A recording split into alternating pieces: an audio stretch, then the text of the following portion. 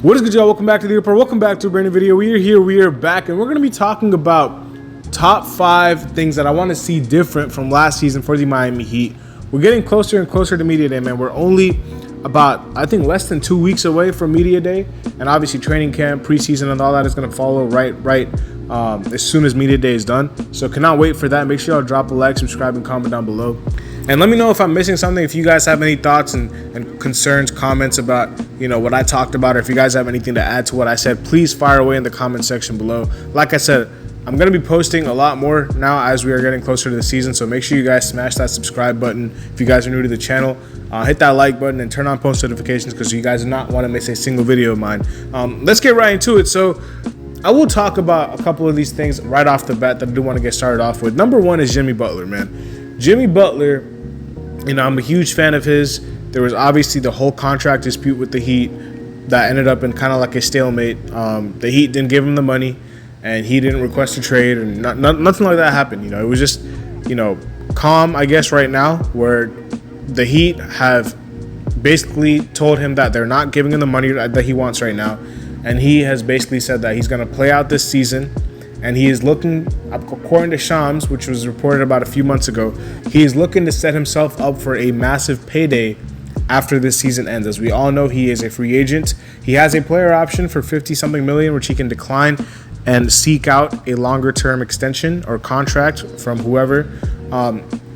Or he can opt into that player option. It's completely up to him.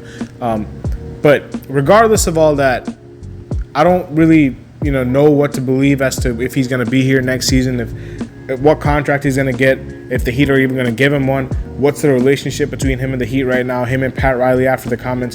Whatever the case may be, he needs to lock in.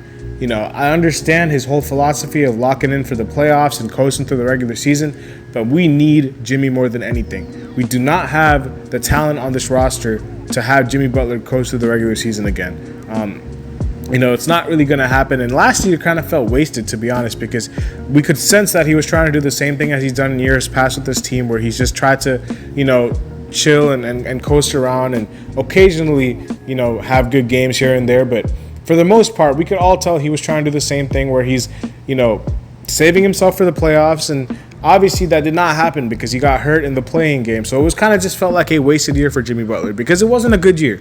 The only thing that was a positive for me for Jimmy Butler last year was a 3-point shot. But apart from that, there was a lot of games where we genuinely needed him to be himself and be what he's capable of being. And he just wasn't that for us. And that really hurt us at times. And that was one of the reasons why we were where we were in the standings.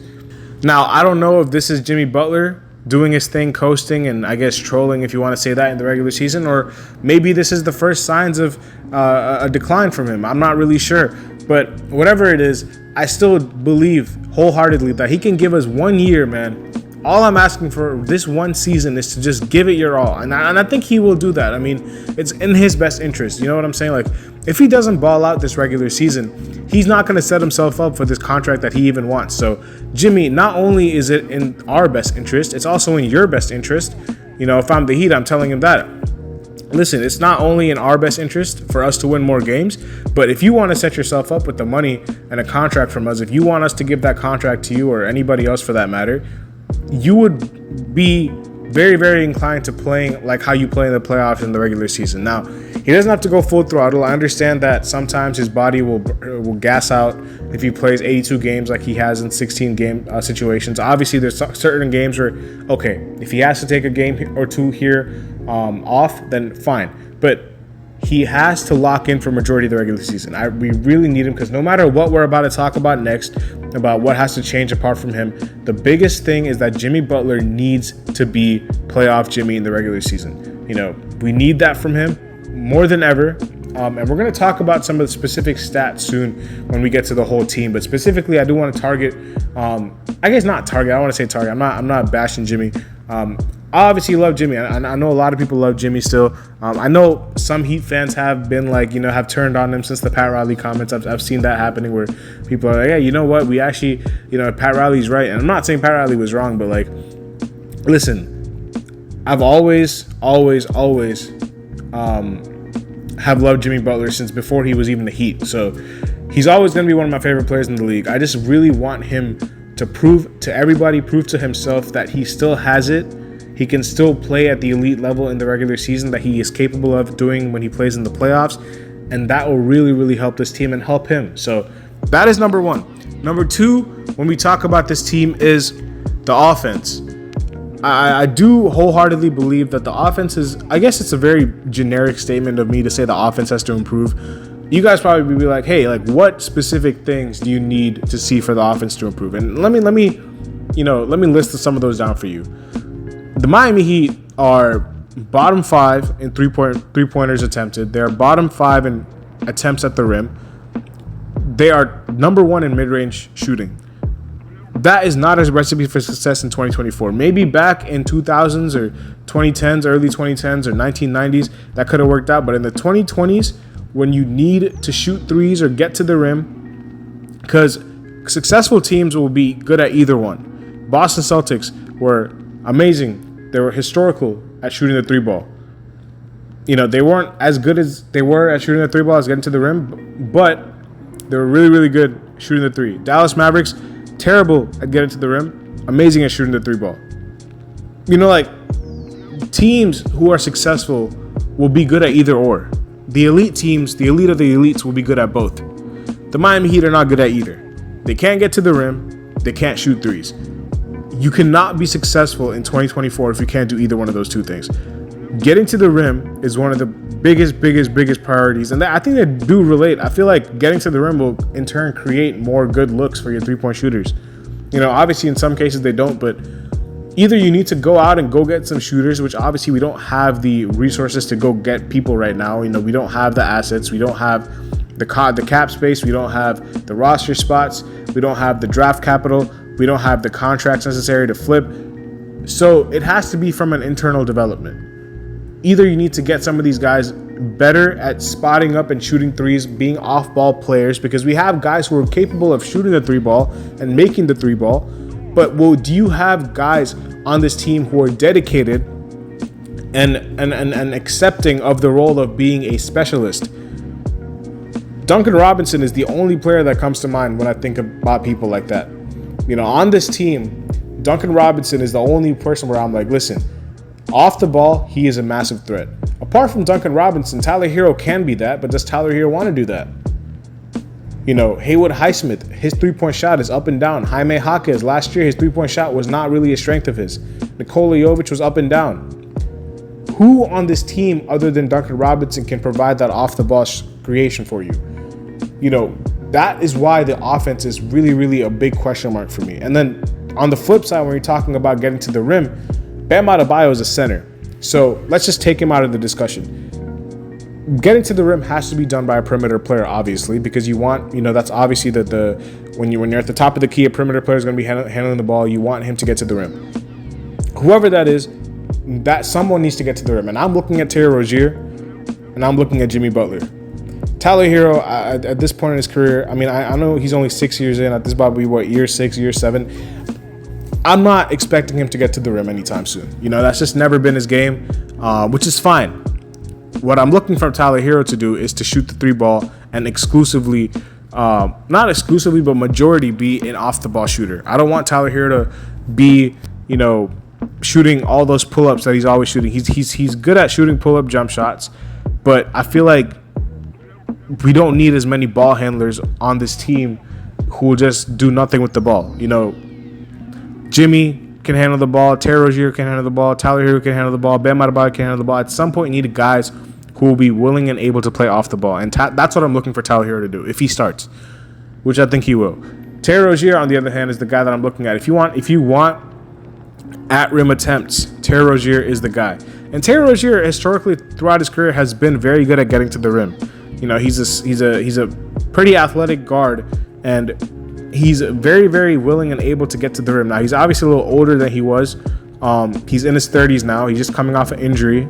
Thankfully, it's not a injury to his lower body. It's to his neck, so I don't know how much that's going to limit him getting to the rim. But whatever it is, we need that version of Terry Rozier back in Charlotte where he was just getting to the rim, posterizing people, dunking on Kevin Durant. You know, like, listen, we need Terry Rozier to do that. Because he is the only player, him and Jimmy, and I'm not really sure if you want Jimmy at age 35 to be your primary, I guess, rim penetrator. That sounds, off, but y'all know what I mean. But yeah, Terry Rozier is the guy I'm looking at. Like, he can't finish at the rim. Historically, his percentages at finishing at the rim have been terrible. So I would say improve that for sure. But that's also dependent on how much you get to the rim. And we need him to get to the rim. We need somebody on the roster, especially the starting lineup, to be like, you know what? I'm putting my head down. I'm blowing past the defender.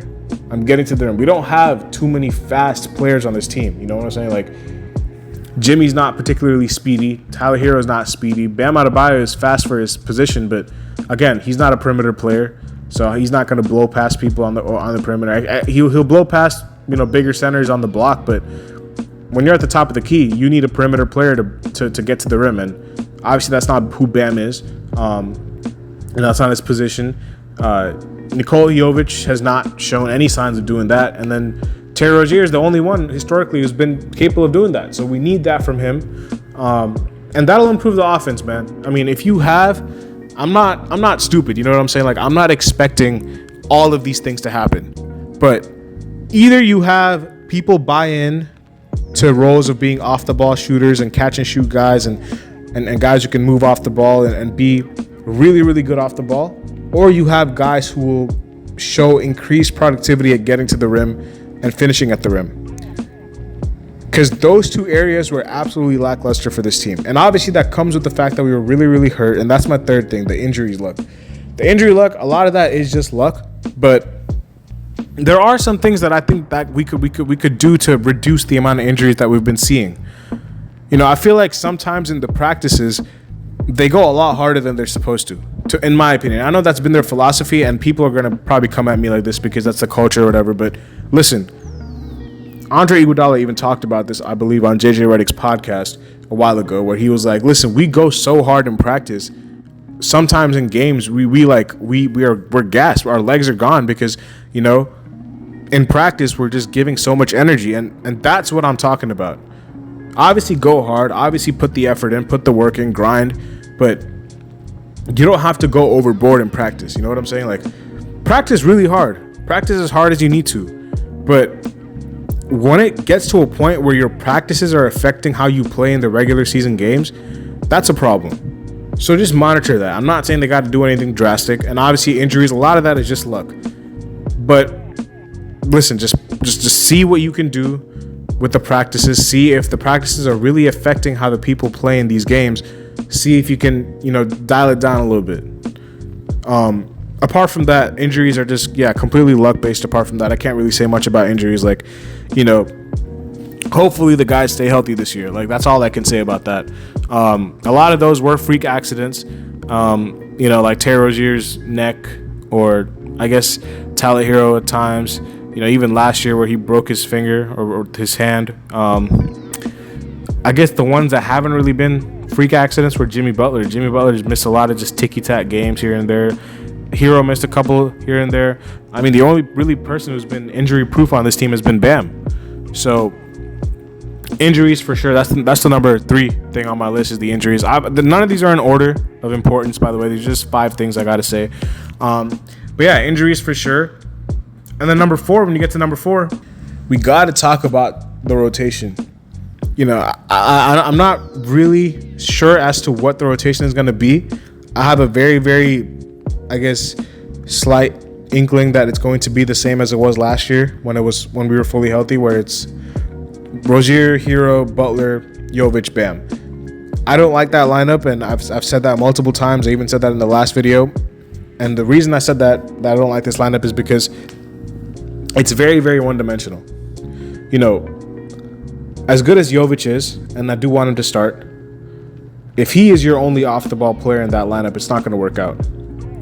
You need somebody else in that lineup who will be an off-the-ball threat, because Jovic's shooting has been up and down. It's not consistent, and he's also had an injury-riddled summer. So I'm not really sure, how good he is to go, and how much progress he's made in the summer. I know he went to the Olympics with Serbia, but he didn't really get much PT. After some time, he was hurt. So, listen, I mean, I love Jovic. I think he's a really, really good player.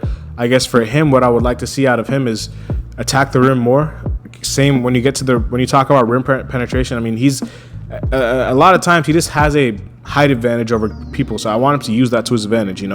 Put the ball on the floor. He's really good with the ball in his hands.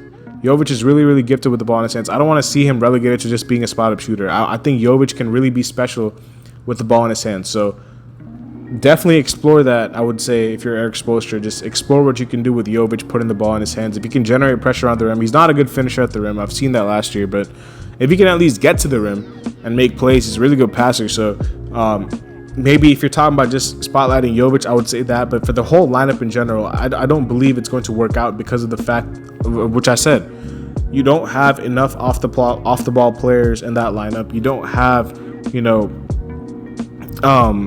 enough. I don't want to say you don't have enough defenders, because Bam really does cover up everything. But I don't want him to have to do that. You know what I'm saying? Like, Duncan Robinson is somebody I would insert into the starting lineup, and people are going to be like, well, he's not a good defender either. But off the ball, Duncan Robinson is a really good defender. Like, his defensive IQ is off the charts. He's just physically overmatched a lot of the times. But Duncan Robinson is a very, very good, help side, weak side, off the ball defender. He makes a lot of, high IQ plays, getting to the right spots and stuff like that. Like, I feel like him being in the starting lineup will be a lot more beneficial for this team. No knock to Tyler Hero, but I've said it countless times. I don't have to keep repeating myself every video, man. You guys know what the deal is. Duncan Robinson will be more of an off-the-ball player. He'll be better defensively for the lineup, and it'll just fit better. Allow Tyler Hero to play his best position, which Udonis Haslem just said last night, which is the six-man role. And that's what I'm getting to when I talk about the rotation, because I want Tyler Hero and Jaime Jaquez to be the two guys off the bench who just cause terror for the rest of the second units. Because they can. I mean, when you listen, man, when we're playing a game against somebody and the second unit checks in and they got their second unit guys, and we enter in with Tyler Hero and Jaime Jaquez, it's like, oh my gosh, like, we got some legit hoopers on this bench. Guys who can just put the ball on the floor and get you buckets, like Tyler and Jaime off the bench, playing against second unit guys. Tyler doesn't have to be guarded by the best defender. He's gonna flourish. That's what I believe, and it's just a matter of if he lets his ego get in the way of that. I'm not sure, but if he is able to see that this is better for the team, and it could also be better for him. I mean, I don't get the negative connotation of being a six man. A lot of Hall of Famers have been six men before. So, listen, if it's for the betterment of the team, I would like Tyler to be open to that idea. And then number 5, and this is, the I guess the most, not the most important one, but one of the most important ones out of the lot. It's the front office, man. I'm not gonna say all of this and just let the front office off the hook. I mean, it's been tough. It's been tough to watch, and I know a lot of people. And I just said it myself. They don't have the assets to go get anybody right now, but they have put themselves in this position. They're gonna have to make a decision, and this is the most important season for the Miami Heat front office in the Jimmy Butler build. You have to get this right. If this goes, because this season can either go one of two ways. Either it's really, really good, or it's really, really bad. I don't believe it's going to be mediocre again. I think they're either going to be a really, really big hit, or they're going to fall apart. Because you have so many internal, I guess, it's kind of like when you're boiling a pot of something, and it's like the lid is like shaking, and you have the heat on high, and the lid is shaking. There's water, it's ready to burst out of the pot. That's what this feels like to me. At any moment, the season can implode. Jimmy Butler's contract is the biggest reason why, because it's unsettled stuff over there. Which is why if I was the Heat, I would have took care of that ages ago. I would have figured out exactly what to do. They sat on it. They chose to do nothing, which I understand why they did that, because they didn't want to make a decision right now. They didn't feel obligated to. But I don't want that whole contract dispute and internal stuff become kind of like a cold war between him and the front office. And whatever happens, the front office is going to need to make a decision. I'm the biggest Jimmy Butler fan out there, but if he has a bad season, he shouldn't get a contract. You know what I'm saying? Like, if he doesn't have a good season, then we should go into another direction. Whatever it is, they need to be ready for whatever. At the deadline, if there's names out there that are available to be, moved to us, We need to go out there and do everything we can to go get them. Tyler Hero, they've been patient with him. They've declined countless trades for Tyler Hero that they could have made. You know, I don't even want to get into that. But if they believe so much in Tyler Hero, this is a year for Tyler Hero where it's like, this is a huge year for you, man. Like, we are investing so much patience and time into you. If you are really that nice, prove it to us. And like Tyler Hero, like Jimmy Butler, they need to make decisions about half of this roster. You know, what's the future of Terry Rozier on this team? You know, was that a panic trade? Was that just a trade to just make the fan base feel better? Like, or was that a trade that actually had some direction for the front office? They actually do that with some forward thinking. Because some would argue that if you had let Kyle Lowry walk, you would have saved yourself $30 million. But obviously, I was not one of those people. I was very much in favor and still am very much in favor of the Terry Rozier trade. But I'm talking about what I've seen on social media, stuff like that. But yeah, it's time for the front office to wake up, man. I just feel like they've kind of just been asleep at the wheel a lot of the times. I feel like the only time they really wake up is for the draft, where they actually do a pretty good job. But, you know, after the draft, it's like, it's back to hibernation. It's like, we need y'all to be ready for anything. This is a really important year, and decisions are going to have to be made at the end of it. No matter what happens, decisions are going to have to be made. So this is a really pivotal year, man. I'm not going to lie. This is a year that every year when I get into the season, I come in with some hopes. I'm like, you know, we have a chance to win a championship this year. You know, even if it's just false hope, if it's just bias and blind optimism as a Heat fan, I still come into that, you know, with that notion. But this year, it's different for me. This year, it's like, listen, I'm not confident at all. You know, it's probably one of the first years I can say that as a Heat fan in a long time. You know, and obviously, I'm one of the more optimistic Heat fans out there. If you guys have been following me, I'm really, really optimistic when it comes to the Heat. But unfortunately, you know, with all this stuff going on and with other teams getting better and with us not really doing much, we need to see something. You know, we need some answers. Like, what is the future of this team? I feel like it's kind of just all being swept under the rug, and it's like they're going to start Media Day's training camp, and I cannot wait for Media Day to see what they have to say about all these stuff that's been going on. But yeah, man, that's going to be my list. Let me know what y'all think in the comment section below, man. Leave a like, subscribe, comment down below. I'll see you later as always. Peace.